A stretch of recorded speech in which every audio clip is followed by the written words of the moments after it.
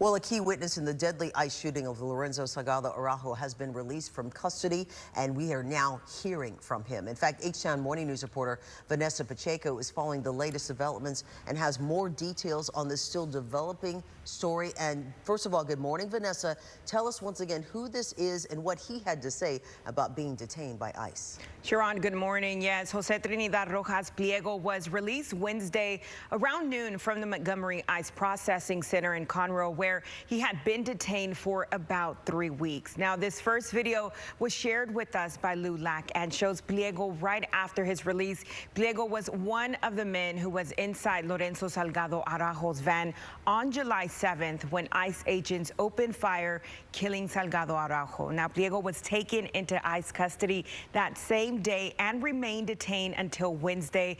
As we previously reported, a federal judge ruled Monday that ICE could not continue holding Pliego without a specific reason to justify his continued detention. Now, one of the first things Pliego did after his release was visit the memorial for Salgado Araujo wearing an ankle monitor. He arrived with his family and a bouquet of flowers to pay his respects. Íbamos al trabajo y le quitaron la vida a Lorenzo Salgado. En lugar de darle que lo atendieran luego, lo esposaron y lo bajaron al piso. Eso no se vale. Yo quiero justicia para Lorenzo Salgado, mi patrón. Era un buen patrón.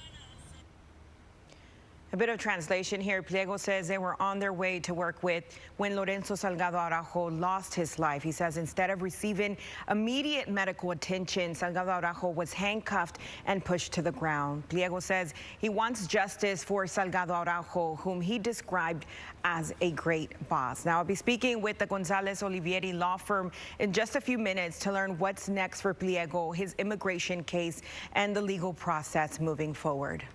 All right, thank you, Vanessa. Now, I do have a couple of follow-up questions I wanted to ask you. A lot of people have been wondering a number of things. You've been following the case since the beginning, and I know you were at that processing center when he was released yesterday. What was the mood, the atmosphere from him and from others once this release took place? So he was released yesterday. I was at that ICE processing center. He wasn't released there. So he eventually, while we were all there, media was all staged there, he was released somewhere else. Now, that information, as far as that place of location where he was released, has not been disclosed with us. Interesting. Yeah. And did ICE actually comply with the judge's full order? I know he was released, but there were other stipulations in that order.